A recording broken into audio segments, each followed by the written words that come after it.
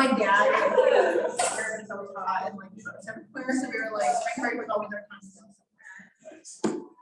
All right, everybody, I'm going to bring the 20th regular Senate meeting to order. That's going to be our roll call question, and this week's question is, what is a current show that you're enjoying, busy watching, or a show you enjoy in general? If you don't do shows, what's a movie? And if you don't do either, I guess you can tell us a book.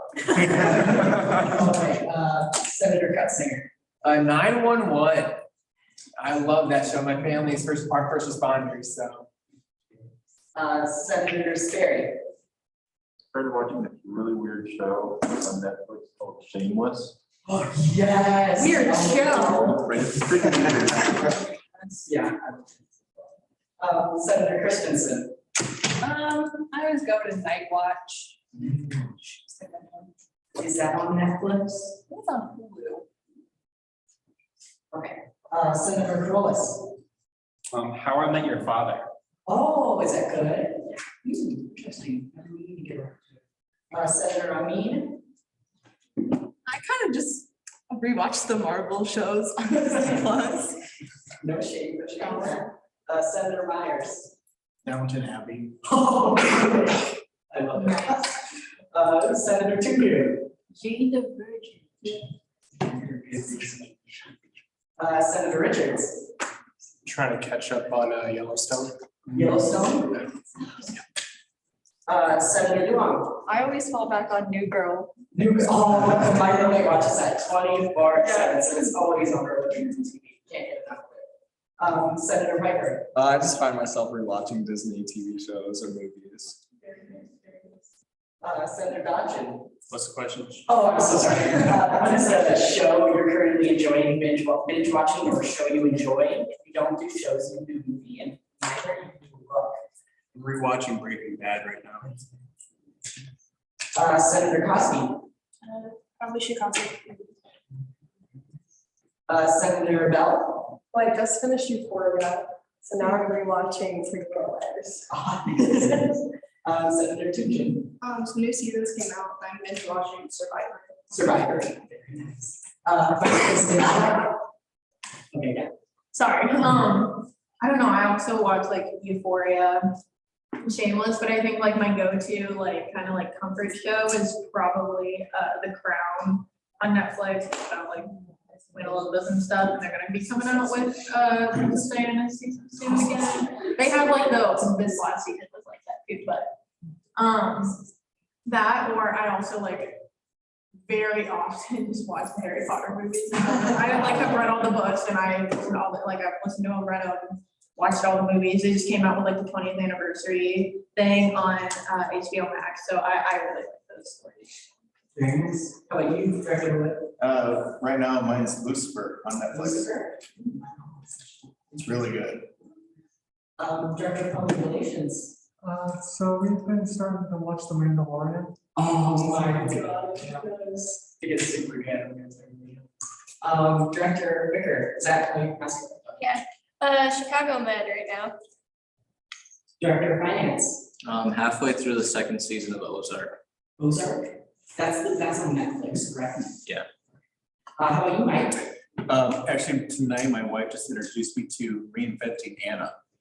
That's a good one. Is it? It's Yeah. About that cons and artists. Very nice. All right, well, thank you everybody for participating. With that, we'll move on to the identification of the press, of which sadly there is not one. So we'll move on to student forum and announcements. Are there any motions to be recognized for student forum and announcements? Going one more time. And if not, we'll move on to call for changes to the order of the day. Are there any motions for calls for changes to the order of the day? Going one more time. And if not, we'll move on to approval of last meeting's minutes, 19th regular Senate meeting minutes, brought to you by our Deputy Speaker, Caroline Christensen.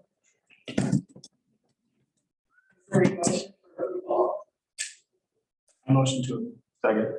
Okay, lovely. All right, with that, we will move on to special business. of which there is none. So we'll move on to our guest reports, beginning with the Director of Finance report, Mr. Lopez.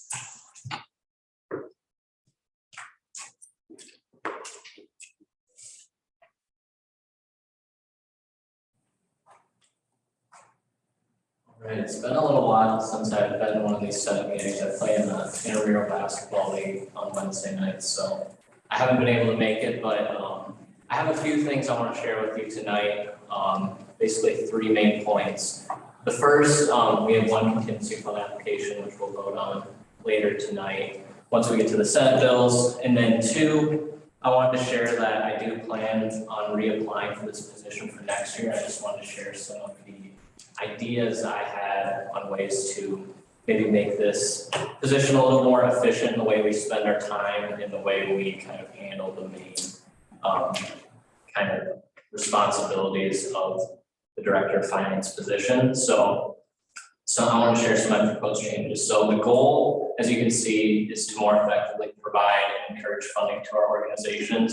And the reason this is so important is because this past year, we were allocated $275,000 from student fees. And we kept about $100,000 of that to help fund the operations of NISG. The remaining $150,000 was distributed, or $175,000 was distributed to student orgs all across campus. And we're gonna have a rollover of unused funds from those $175,000, about $80,000 to $100,000. So when it comes time for me to reapply to student fees, which I had to do earlier this year, it's getting increasingly hard for student government to continue to get that $275,000, $250,000 from student fees, because we've shown, not just this year, but in probably the past 5, 6, 7 years, that we typically have a rollover that is like 20 to 30 to 40% of our entire budget. So ways that I think we could potentially address that are changes I want to make to this position. So what I would like to do is change the budgetary process from how it currently runs, which is a budgetary process where we solicit budgets from all student orgs who are wanting to submit a budget for the following year, the year prior. We evaluate those budgets, and then based on the allocation we get from student fees, we divvy up that money based on the budgets that we receive. However, as I just mentioned, we typically have about $80,000 to $100,000 that goes unspent by those organizations who submit a budget. So either one of 2 things is happening. Either 1, they're not really sincere in the way they're filling out the budget, or 2, they're just filling out the budget so they get money and they'll figure out how to spend it later, which is kind of a huge waste of this position's time, the org-fi's time, and also the student org's time, because if we're not really going to use these budgets, like what's the point of sinking almost an entire semester's worth of work into a process that obviously is not working and hasn't been working for the past so many years. So what I would hope to do to replace that is, instead of having a budgetary process, which by the way, typically only captures about 70 to 100 student organizations each and every year when it comes to providing funding for them for the following year, which is only about 40% of our organizations that are active, because we have about 250 active student organizations. So we're catching a small chunk of organizations, and those small chunks of organizations are still not spending money with the current situation we have. So what I propose switching to would be, you would just opt into a flat allocation that each organization would start on an equal playing field with the same amount of money. And basically how the budgetary process would work is, I would host a meeting every single day for 1 week in the spring, where I would invite all student organizations to attend. And basically I would give them a rundown on, this is how much money we anticipate getting from student fees. Based on the amount of student organizations we have, we anticipate you would receive a flat allocation of anywhere from like $300 to $700 to get you started in the fall. And then any additional funding that you would apply for, you would either apply for through the contingency fund or the Coca-Cola fund, which, as they currently sit, the Coca-Cola fund is about $30,000, and we get about $15,000 each year. So There'll be right around $40,000 to $50,000 next year that we'll have to distribute to student orgs. And then the contingency fund, which is gonna have like $80,000 to $100,000 added to what is existing this year of about $70,000. So we'll have like $150,000+ to distribute based on applications, which would make up for the reduction we're giving student orgs from flat allocation. So in that aspect, I don't think there'll be any issues. So that's kind of the basic format. I'll post that meeting. At the end of the meeting, once I explain the process, the fact that they can opt in or out of whatever this flat allocation is going to be across all student orgs, they would then have the option to either opt into getting that amount of money or opting out of that amount of money. And I would assume that we would probably see an uptick in the amount of student orgs that would elect to receive funding since they don't have to spend a budget. They can just say, yeah, we could foresee the need of having a meeting like $200 to get us started for next year. So the rationale for switching to this, as I mentioned, there's historical evidence that the current system we have like isn't really being utilized how it should be because the budgets aren't being followed anyways. And organizations don't really have any incentive to follow these budgets because the practice that we've been using in student government is that if organizations decide that they want to switch what they initially said on their budget to fund something else, that's an acceptable practice. So if they say in the budget that they're going to spend $1,000 on travel, but they want to spend it on entertainment instead, there's nothing keeping them from doing that anyways. So like the budget isn't really holding them to any standard anyways.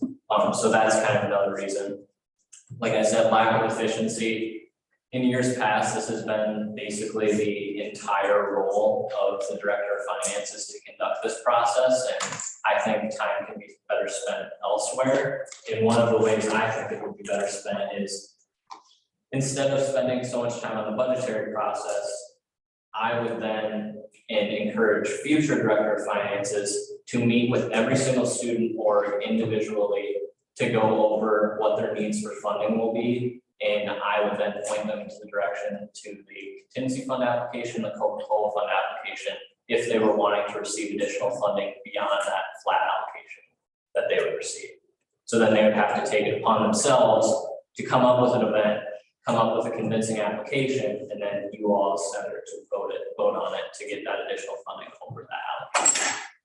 So that way, I think it could be more, we could spend the time more efficiently in Org 5 and in my position, because my fellow members in Org 5 would be meeting with those student organizations along with myself, because meeting with 250 organizations all would likely be too much of a workload, but I would train the organization finance committee to meet with these organizations along with me, so none of us would be too overwhelmed with having those meetings. Third reason why I think this is better is, as you'll see later this semester, is when we go to do this year's budget, which is still going to be based on those submitted budgets like we've done in the past. Basically, what I will give to you is a spreadsheet that says how much money we've allocated to each student organization, and it's going to come out to a chunk of money of $250,000. And basically what is happening is you're basically signing off, giving the okay that all of these organizations can spend anywhere from $1,000 to $200 or $2,500 on basically whatever they please. And what would replace that system is they would get a smaller amount of money that you wouldn't really know what they'd be spending it on, say $300 to $700. But if they wanted to get additional funding, say $1,000, $2,000, $3,000 to fund some sort of conference or some sort of large scale event on campus, you all would have the final say on whether or not that's an acceptable way for student government to be allocating money. So like the way it currently stands, an organization can spend $2,000 on a trip for 5 students in their organization, and you all would have no idea because in essence, the previous Senate has already approved the budget, and in that budget it said that they could do that. But under the new system, you would be able to kind of catch those things that maybe we don't really want the student government money to be spent on, if that makes sense.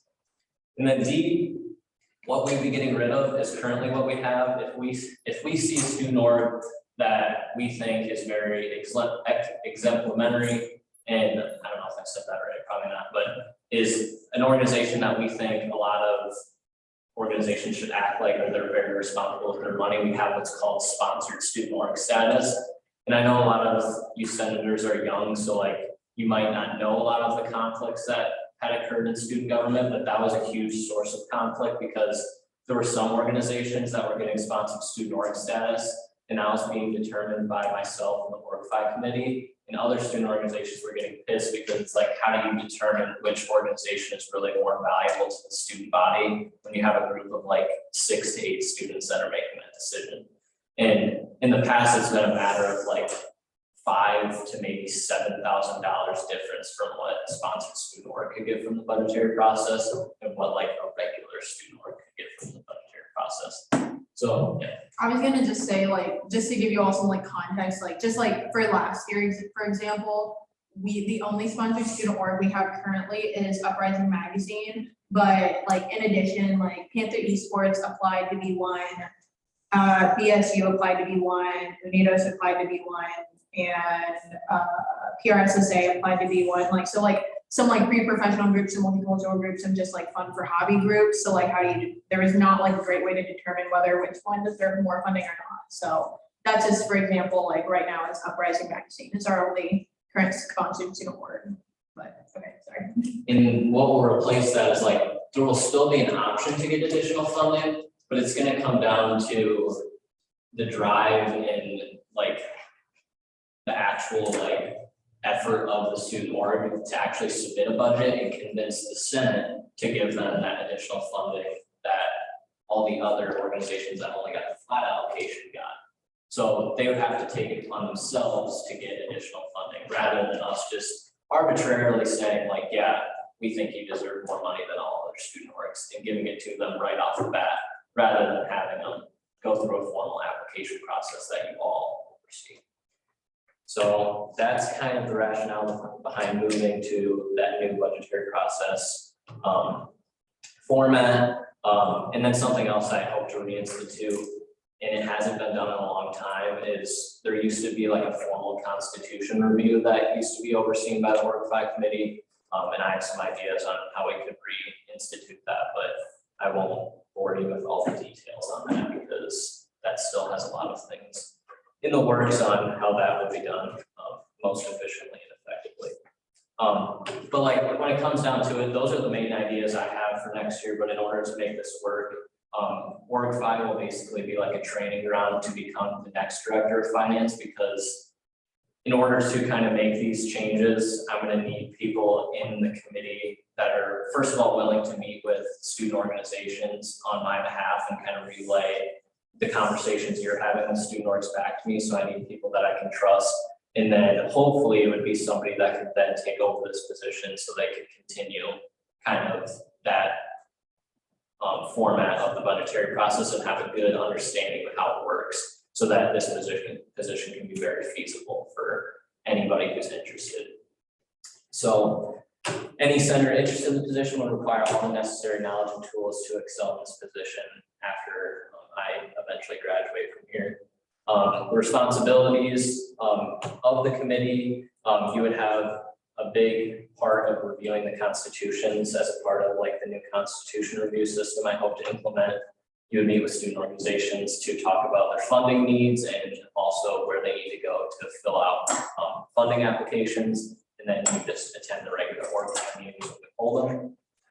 So yeah, those are kind of the ideas I have for next year. Just wanted to share those with you, especially since I haven't been able to come in and give you much updates on what I've been working on this year. But that's been the bulk, is just figuring out how we can more effectively spend our time when it comes to determining how we're distributing funds from NISG. And then 3, so I just want to preface this, I'm not like mad at anybody. I just had a conversation with Speaker Sam Coffrin, and I just wanted to address the topic that we discussed. So I got an email with this quote that says, "These issues are causing current senators not to run for office again." So there's a claim that senators are not running for office, which we have 6 people who ran for re-election. 5 ran for re-election. 5 ran for re-election from our current Senate. 4 technically. 4 from our current Senate didn't run for office, and the claim was that it's because they were unable to obtain funding for their initiatives. So I just wanted to address this with the Senate. So I've only had 2 senators all year approach me with funding initiatives. One, Carolyn Christensen, who did receive funding for her initiative, which has been going pretty well. I believe we were able to get the products for the menstrual product initiative. We had to go a little bit of a roundabout way, I would say, but like for the most part, we were able to get the funding that you needed within a month by teaming up with a student organization on campus to get those funds. So a pretty quick turnaround. And then I was emailed by Turner on your idea about the solar panels on the WRC, but that we spoke about that. Now would require funding in the range of like $10,000 to $100,000 for the project that Turner was considering. And I mean, we would love to support this, but like at that type of cost, just to put it in perspective, $100,000 is the entire like NISG operations budget. So what pays all of the upper cabinet salary, what pays part of Pam Krieger, who's our administrative assistant salary. So like a lot of cost that would have been about the same of what it would have taken to support that type of initiative at like its maximum strength. So just not really feasible for us or sustainable as a student government to support an initiative like that. So what that brings me to is like, in terms of initiatives that are within like a reasonable threshold of funding, we've been able to provide funding for 100%. I mean, given it's only been one of the initiatives that I've been approached with this year. And this is why it frustrates me is because there's a lack of evidence that support the fact that this problem truly exists, and I'm convinced that those who claim this was an issue when meeting with Sam were simply being dishonest or saw it as like just an easy excuse to say that you didn't want to continue your involvement with NISG. And my honest view is as to why we're experiencing lower number of senators is either there's just a lack of interest or not wanting to go through the requirements set forth in the formal election process, like getting signatures and things of that nature. But like at the end of the day, like I wouldn't fault you, any of you, for the true reason for not wanting to run, because like if you don't have a passion for student government or you just weren't interested in running for like a senator position again, like I wouldn't blame you, because like if I didn't have a passion for this position, there's no way I would ever like spend my time doing it. So like if that was your true reason, I just feel like that's what you should have shared with Sam or whoever Sam may have heard the reasoning from.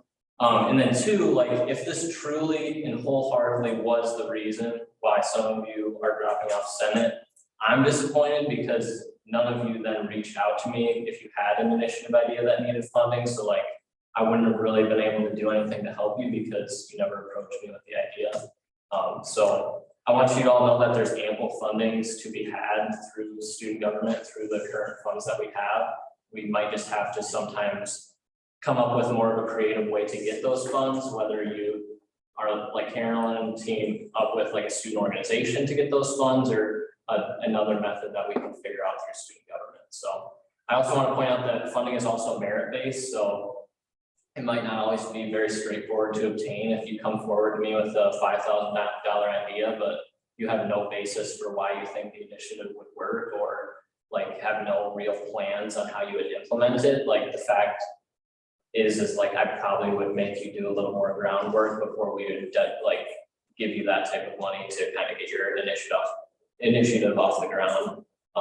And that's why we collaborate, and the reason my job exists. So bottom line, the scope of my position is not to provide senators with funds, but if there are initiative ideas that are worthwhile and worth funding, I will do anything in my power to get you that funding. But the true scope of my position is to allocate funds to registered student organizations, which in Carolyn's case is why we went through a student org, because as a registered student org, you have that right to apply for student government funding. Also want to say, looking forward to next year implementing those types of ideas. And if you are a senator who's staying on and you have an idea that needs funding, we will have funding available for you. So do not let that be an issue of why you might be hesitant on why you want to be a senator. And then 3, just always be honest and transparent, even if you're having a difficult conversation. I know it can be easy just to say you don't want to run for something and just blame it on something else, but like just being honest and truthful about something will probably get you a little bit farther when it comes to situations like that. But like I said, I'm not upset with anybody. I just wanted to kind of air these thoughts out, but I'm open to any discussion we want to have about changes I want to make to budgetary process or any thoughts about the points I just made here at the end. But I'll open it up to any discussion. Yes. I had a quick question. So, with my project, that was very early stages, and that was a big lofty goal. So this is kind of specific in my case, but so like the organization I would have had to go through would have been the sustainability committee. And as far as I understood the process that we've been doing is that they had their budget and that I would have to ask them to use some of their money to be able to give to me to do that initiative. And I guess, so with this new system, you're saying that they can just ask, like, do a, what's it called? No, they're just sending Like an application? So that beyond the budget, they can just send in a request for that. Is that what you're saying now for your new plan, I guess? Well, I mean, that's always been the case. Like, the reason we have contingency fund applications is either because a student org is asking for funding because they didn't get it through budgetary, or they've expended all their budgetary funds. So there's always been the option to apply for funds through Coca-Cola and contingency. That's not something new we'll be implementing, but it would just be emphasized more through the new budgetary process. And as far as like your specific initiative, like, yeah, we could have went through the Student Sustainability Engagement Committee, which gets us direct allocation from student fees. But I mean, there's no saying that like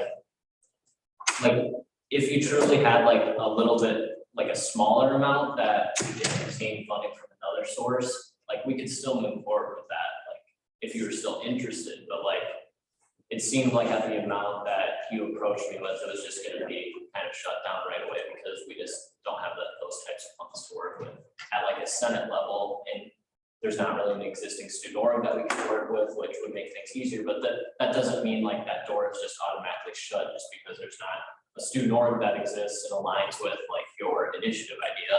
There's still other ways we can apply for, like, be creative and apply for funding that is around any existing committees or student orgs, and would just be like from your own like kind of request. Like, it's not always necessarily tied to a student org that you can receive money. It's kind of what I'm trying to say. Does that answer your question? Yeah. Any other comments or questions?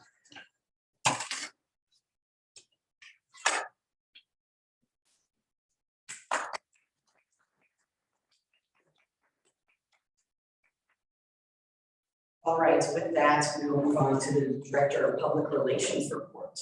Rose Pearson.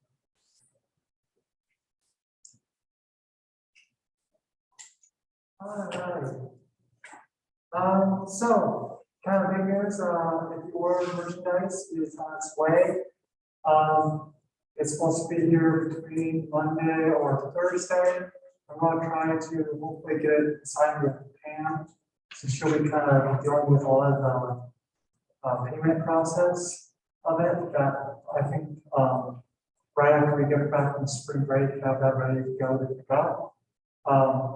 And then how it works is basically you will come with your amount that you need to pay. Like, I will send out a form of how much you owe. And then once you pay it, then you can pick up your items. I saw the information form if you would like your information out on the new website. Otherwise, if you are interested in bringing extra evaluations, please ask me. I will not be here next year, and someone needs to take this role. And yeah, if you know someone too that maybe might not be in certain, that might be in a good position, send them my way as well. Yeah. Any questions?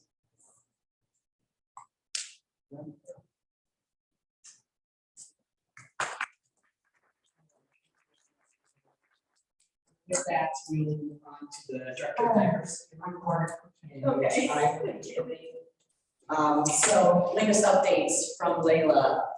She had a SITSJA meeting, DIS candidate search committee, and DIS faculty senate meeting, and then a meeting with Kaviani for a GSS initiative relating to student IDs. That's from last center report. In this center report, she had another SITSJA meeting, some meetings scheduled for the rest of the week. However, she is recovering from wisdom teeth surgery, so if you need to contact her, please email her. I imagine she's going through a pretty rough time with that, probably pretty painful. And then there are some events, your list of events coming on. I know they had the tunnel of oppression last week, or no, that was this week, correct? That was Monday. And then last event is the Twist for Change on March 5th for Black History Month, hosted by Black Student Union. And there are a few more events on her report, which you can check out through the Google Drive. And with that, we move on to our reports from the Board of Directors, beginning with the Director of Accessibility report given by Director Abby.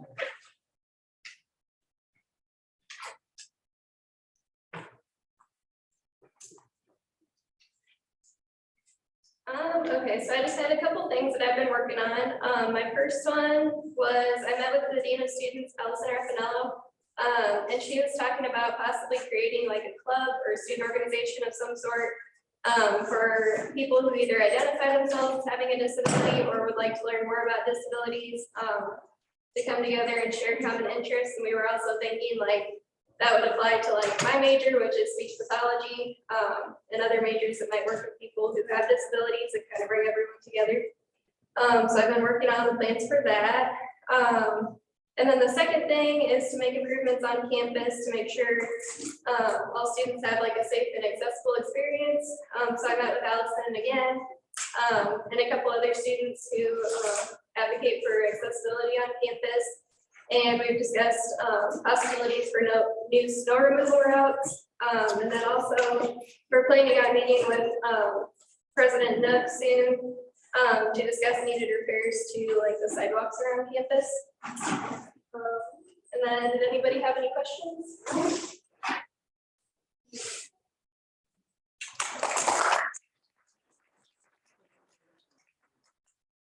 With that, we move on to the Director of Military and Veteran Affairs report given by Director Austin Wood. How's everyone doing tonight? Good. All right, so for the UNIBA, we are planning our major event for the spring, which normally we hold a PTSD conference. And this year we decided to not do that due to a lot of people probably still wanting to social distance. And at the beginning of the year, Omicron was the big buzz. So now we're looking at a 3K, 5K PTSD walk run, and that will be in April. The date exactly and time is going to be determined yet. We're looking at doing it on campus, and it will be free to attend. We'll have hydration stations around, so people need to stop to take a drink, they can do that. Obviously, wear proper clothing for that. We are also trying to do a recruitment week because our organization's numbers are very small compared to what they have been in the past. And we're looking to increase our organization throughout the campus because there are over 200 people who identify as veteran or using veteran benefits, but only a handful are ever involved. And so we're looking to try and reach out to those people and expand. So if you know anyone in any of your classes that is a veteran and they don't know about this, send them our way. Or if you do know about them, you know, talk to them, help them spread word, stuff like that. We're also trying to think about doing a de-stress event, and actually turns out that we had gotten asked by GSS and DIS to plan one. I'm not sure exactly what all the details were in that. They had more planning on their end than ours, so we were just kind of a pawn in that. Another thing that I don't have on here is our organization is looking for new people to be in our executive team for next year. We have 6 positions. president, vice president, treasurer, secretary, and then a director of public relations for internal and external. And if you guys are interested or know anyone who might be interested, have them email me. I would like names by the end of the month. That way we can start putting together a ballot for our current members. Any questions? All right, thank you.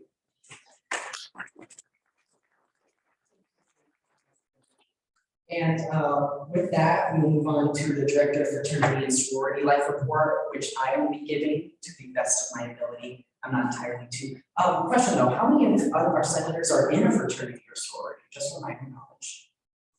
No one? Oh, Joe, which one? Kappa Sigma. Oh, goodness. Okay, all right, so Leah Evans, Director of Fraternity and Sorority Life. They're having a fraternity and sorority life planning party. They collaborated with 2 individuals from the Department of Communication and Media. They talked about organizing, getting organized, time management, and goal setting as we begin the new semester in the fall. Good turnout. I'm hoping to have another event like this in the future. So I mentioned it was earlier this semester, next semester. Academics, she's working with the Learning Center to get a fraternity and sorority life study hours binder. Chapters are logging hours, and sorority and fraternity with the most hours will win. She's also working on a fraternity and sorority life academic toolkit folder. She's communicating with chapter presidents to find time to visit each chapter and talk about the folder and set up additional presentations they may be interested in. She's also working on the Fraternity and Sorority Life Wellness Week, organized by the Pan-Hellenic Council, by the Vice President of Diversity, Equity, and Inclusion. It will be April 4th through the 8th. More specific information on specific events will be coming soon. And then there are 2 T-shirts which are open to all UNI students. The form closes on March 14th. Upcoming philanthropy events. First of all, you follow UNI Fraternity and Sorority Life and individual chapters for more information. I'm probably going to butcher these because I'm not sure how to pronounce. Gamma, is it Pi? Pi Beta. Jesus. Okay. Gamma Phi Hop benefiting girls on the run Thursday, March 3rd, tomorrow. Yeah. 4 to 7 p.m. at College Hill Lutheran Church. $5 for unlimited pancakes, toppings, and fruit. Wow, they're gonna put Village out of business. I'm telling you guys. Alpha Delta, this one's Pi, correct? Yeah, okay. Pasta with the Pies benefiting Ronald McDonald House Charities, $5 for students, March 10th, 5 to 8 p.m. College Hill Lutheran Church as well. Sigma Phi Epsilon, Sexual Assault Awareness Week, benefiting the Riverview Center. More events coming soon. There's a donation link. I also know, besides Leah, you could talk to Senator Sanford, because he's from our Senate 101. He's like basically in charge of that philanthropy week, I believe. So good person to get information from about that. And then Alpha Sigma Tau. Yep. Okay. Women's Wellness Week benefiting girls with code, and it's s'mores and sweets with the Taus on March 31st. Once again, follow UNI FSL. I believe that's on Instagram for more information. And then you have our contact information on this report in the Google Drive, so you'll be able to contact her for further information or questions. All right, with that, we're going to move on to my report. Firstly, congratulations to those who were elected. Proud of you. Happy to work alongside you next term. I'm working on Senate 101s. If I have not gotten to you yet, I hope to sometime this week. I sent out a very important email last week regarding attendance policy. Please refer to that email for further information. If you have any questions or concerns, we can speak after the Senate meeting. And then my kudos goes to President Bennett for our coffee chat. She's not here, but she watches the YouTube video when it's uploaded. She'll see it. For our coffee chat this Thursday. I appreciate her hard work and dedication, and I am very honored to serve alongside her this term. And with that, are there any? Well, yeah. With that, we'll move on to reports of the standing committees. Senator Ferguson is absent for Board 5, so we'll move on to external relations. External relations, we got the newsletter drafted, so I'm gonna run it by a few individuals in upper cabinet just for to review it, make sure it will be good for publication, and we'll get it published. Hopefully on the NSG website, and I will talk to Rose later on about that. Otherwise, we're waiting on updates from LLT, and then we're doing it on a monthly basis. So we're gonna send out monthly newsletters consisting of like legislative updates from LLT and legislation passing through the state legislature, and then affairs of the Northern Iowa Student Government. So if you want to be involved, External Relations Committee, 6:00 p.m. on Tuesdays in the great reading room. With that, we move on to campus relations. Yes, we have one resolution that we're gonna vote on tonight, and then if possible, at the end of the meeting, if I could have campus relations come talk to me, that'd be great, all the members from them. So, that's all I have. All right, thank you very much, Micaiah. And then government and legislative affairs, Senator Carolus. We did not meet last week. We did not meet this month due to a lack of attendance, but we hope to meet next week and vote on some bills. All right, thank you very much. With that, we move on to our legislative docket tonight, beginning with SSR 2022-24, and I will invite the chairperson of the Campus Relations Committee to present this resolution.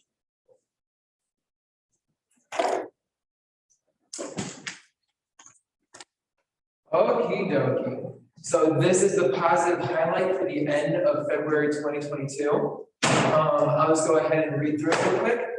Whereas it is important to recognize the outstanding efforts and accomplishments among student organizations on the University of Northern Iowa's campus, the Campus Relations Committee recognizes 3 organizations at the beginning and end of each month. And whereas for the end of the month of February, the 3 student organizations nominated are the following: the Offices of International Engagement, the UNI Cultural and Intensive English Program, and the Sustainability Committee. Recognizing the Office of International Engagement's efforts to make UNI's international students feel welcomed and connected on campus through coffee hour, taste of culture, trips to locations in the US, and other events. And further recognizing the UNI Culture and Intensive English Program for their efforts to celebrate the various cultures of students who attend the University of Northern Iowa, as well as giving opportunities for people in the community to improve their academic skills while also experiencing American culture firsthand. And further recognizing the Sustainability Committee for their efforts in creating a more sustainable future for UNI's campus by purchasing a microfarm for UNI's dining centers, putting forth a reusable bag initiative, and doubling the rainwater collection tanks for the greenhouse.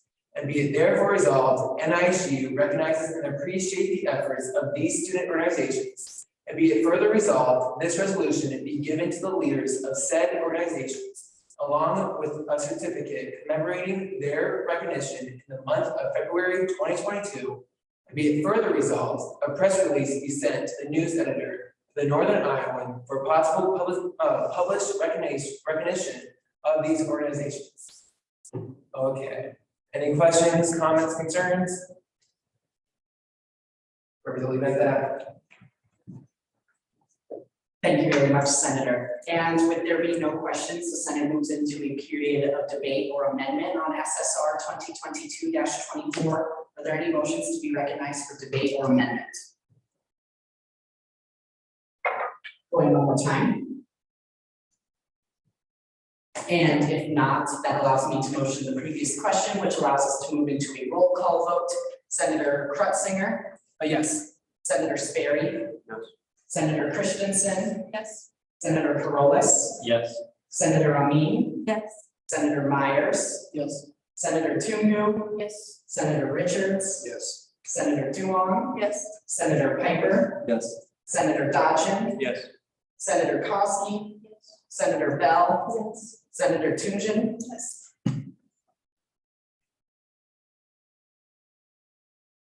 Okay, so with a vote of 14-0 to 2, SSR 2022-24 is hereby passed. With that, we move on to our controversial docket. Before we begin, I motion to suspend the rules so that we can vote on all pieces of legislation this evening. Seconded. Second, and are there any motions to be recognized for debate or amendment to the amendment to allow all pieces of legislation to be voted on tonight? Going one more time. And if not, that allows us to move into a roll call vote on the amendment to allow us to vote on the legislation on the docket this evening. Senator Krutzinger, Yes.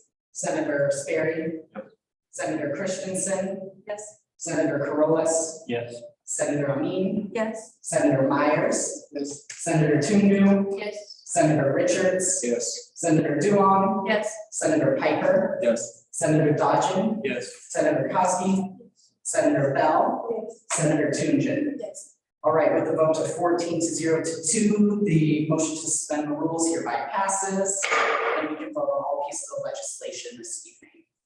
All right, SSB 2022-52. This is a returning amendment to the bylaws that was vetoed by President Bennett earlier this term. So all it does is simply adds in this fourth clause at the bottom.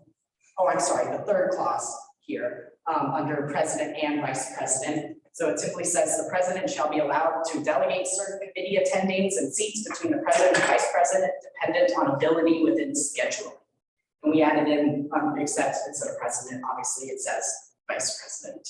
This was added under the recommendation from President Bennett, and it passed through Gala committee, so Gala is supportive of this amendment. So with that, are there any questions? Going one more time. I recognize Senator Carolus. Isn't this the second reading? I beg your pardon? I'm pretty sure I read this at the last meeting. Did you? Yeah, I think so. Oh. And this one as well then? Yeah. I believe I read all four. Okay, so I didn't need to do that. Okay. I imagine there's no debate or amendment here. Since it's second. All right, with that, we'll move into a roll call vote. Senator Krutzinger, Yes. Senator Sperry, Senator Christensen, Yes. Senator Carolus, Yes. Senator Amin, Yes. Senator Myers, Yes. Senator Tundu, Yes. Senator Richards, Yes. Senator Duong, Yes. Senator Piper, Yes. Senator Dodgen, Yes. Senator Kosky, Senator Bell, Senator Tunjan. All right, with a vote of 14-0-2, SSB 2022-52 is hereby passed. All right. 2022-53. This eliminates in the bylaws the singular city council student liaison and replaces it with what it currently is up to date. 2 city council liaisons, 1 for Waterloo, 1 for Cedar Falls. They consist of the same bylaws duties, however, it just changes between Waterloo and Cedar Falls. Are there any questions? Are there any motions for debate or amendment? And if not, we'll move to a roll call vote. Senator Krutzinger, Yes. Senator Sperry, Senator Christensen, Yes. Senator Carolus, Yes. Senator Amin, Yes. Senator Myers, Yes. Senator Tungu, Yes. Senator Richards, Yes. Senator Piper. Oh, I'm sorry, Senator Duong. Yes. I tried. That's right. Okay, Senator Piper, Yes. Senator Dodgen, Yes. Senator Kosky, Yes. Senator Bell, Yes. Senator Tunjan. All right, 14-0-2, SSB 2022-53 hereby passes. And with that, we move on to our last amendment for this evening. This simply replaces under the Constitution, I believe, instead of meeting twice per month, Gala will meet once per, be required to meet once per month during the official Senate session, mainly because after this, the bylaws and Constitution are fully up to date. Are there any questions? If not, are there any motions for debate or amendment? And if not, we'll move into a roll call vote. Senator Krutzinger, Yes. Senator Sperry, Senator Christensen, Yes. Senator Carolus, Yes. Senator Amin, Yes. Senator Myers, Yes. Senator Tungu, Yes. Senator Richards, Yes. Senator Duong, Yes. Senator Piper, Yes. Senator Dodgen, Yes. Senator Kosky, Senator Bell, Yes. Senator Tunjan. All right, with a vote of 15-0-2, SSB 2022-54 hereby passes. And with that, move on to our last piece of legislation for this evening, SSB 2022-61, which will be presented by our Director of Finance, Darren Lopez.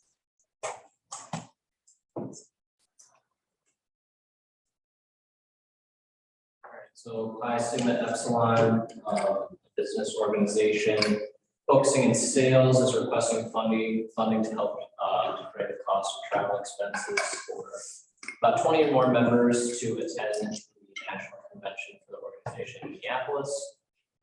It will be used for a combination of lodging and transportation costs in the amount of $3,000. So are there any questions or concerns about this request?